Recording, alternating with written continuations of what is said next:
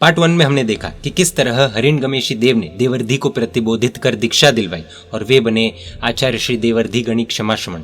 प्रस्तुत है देवर्धि गणि क्षमाश्रमण मार्ग साहिब का एपिसोड 2। आचार्य श्री देवर्धि गणि क्षमाश्रमण ने श्री शत्रुंजय महातीर्थ के ऊपर श्री कपर्डी यक्ष की आराधना की और वे प्रत्यक्ष हुए। उनके साथ गोमुख यक्ष और चक्रेश्वरी देवी भी वहां प्रत्यक्ष हुए।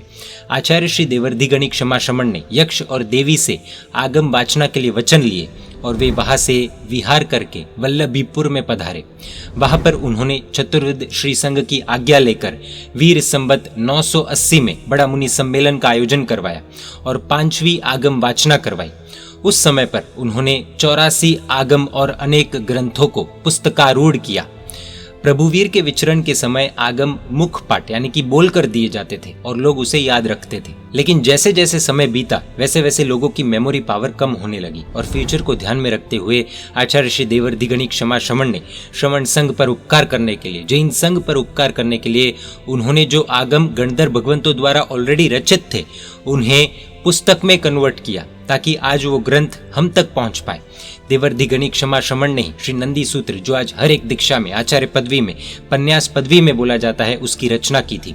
श्री नंदी सूत्र में देवर्धि गणि क्षमाश्रमण ने अपनी पूरी परंपरा बताई है और श्री कल्प सूत्र की स्थविरावली यानी कि पाठ परंपरा भी उन्होंने खुद की गुरु परंपरा के साथ जोड़ कर दी है।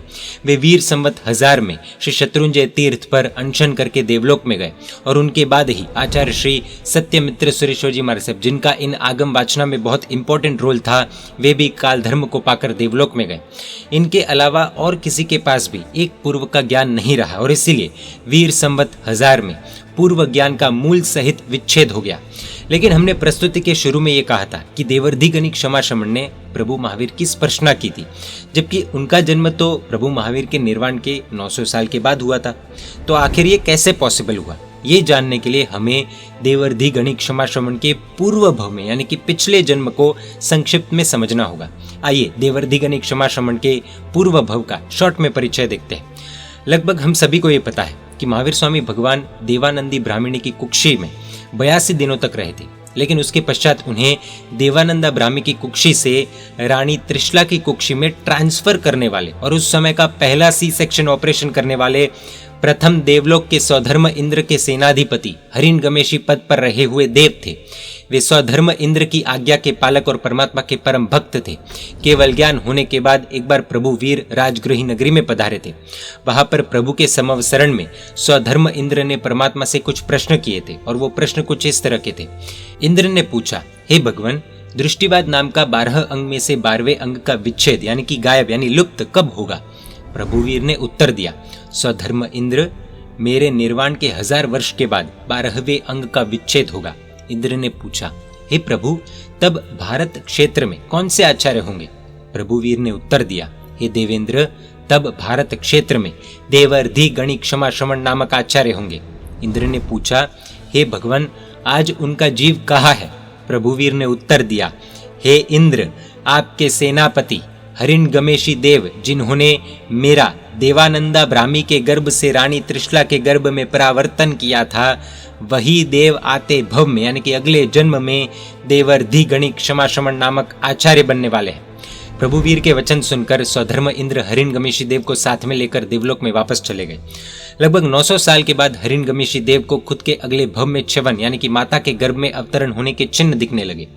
जानकारी के लिए बता दें कि जब भी कोई देव देवलोक से मृत्यु पाकर अगले भव में जाने वाला होता है, तब उनके गले में रही हुई फूलों की माला मुरझाने लगती है, कल्प वृक्ष में कंपन होने लगती है, देवियों के प्रति का मोह बढ़ जाता है, सिंहासन आदि में बैठने पर भी दुख का अनुभव होता है, फूलों की शैया यानी कि बेड भी कांटों की तरह चुभने लगता है, देव विमान शमशान जैसा लगने लगता है।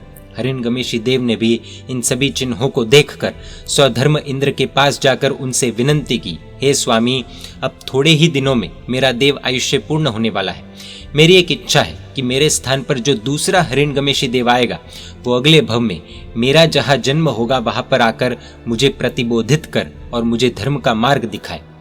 इस कार्य को पूर्ण करने का इंतजाम आपको करना है। यहाँ एक बात सोचने जैसी है कि देवलोक के ऐश मौज में रह रहे देवों को भी अपने पर भव की यानी कि अगले भव की चिंता है कि मुझे अगले भव में धर्म चाहिए, जिन शासन में जन्म मुझे बार बार मिले। यही उनकी प्रार्थना है। अगर देव भी इस जिन शासन को इतना चाहते हैं तो हमें तो कितना चाहना चाहिए। हिरण्यगमेशी देव मरने के समय दुख करने की जगह अपने अगले भव की सेटिंग कर रहे थे।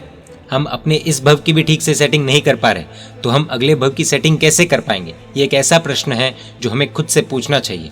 स्वधर्म इंद्र ने प्रसन्न होकर हिरण्यगमेशी देव को कहा, हे देव, आप ये सभी चीजें अपने देव भवन की दीवार पर लिख दीजिए, ताकि जो भी नए देव आपके बाद आपके पद पर आए वो उसे पढ़कर आपको प्रतिबोधित करने आए।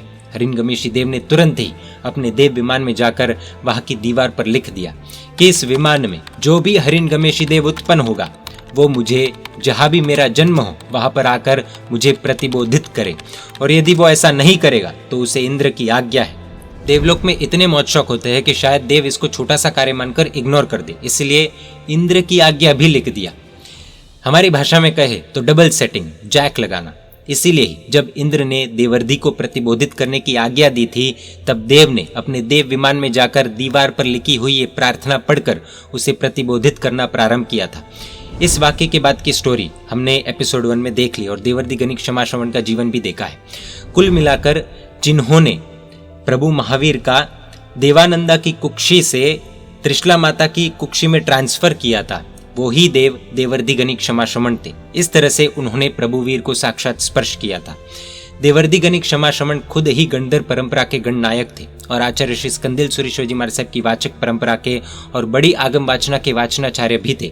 इसलिए इतिहास उनको देवर्धि गणिक क्षमा श्रवण और देव वाचक ऐसे 2 प्रकार के नामों से पहचानता है। उनके बहुत से प्रमाण अलग ग्रंथों में मिलते हैं, इसीलिए देवर्धि गणिक क्षमा श्रवण ही देववाचक थे और इन दोनों में कोई भेद नहीं था। इस तरह से शुद्ध परंपरा की रक्षा करने में हमारे एक अपूर्व आचार्य एवं सेकंड लास्ट पूर्वों के ज्ञानी देवर्धि गणिक क्षमा श्रवण थे, जिनके कारण ही आज हमारे संघ में शुद्ध ज्ञान की महत्ता है। ये था परम पूज्य देवर्धि गणिक क्षमा श्रवण महाराज साहब का अद्भुत जीवन। ऐसे महान आचार्य भगवंतों का जिन शासन में जन्म होता रहे, ऐसी परमपिता परमात्मा से प्रार्थना। जय जिन शासन, जय महावीर।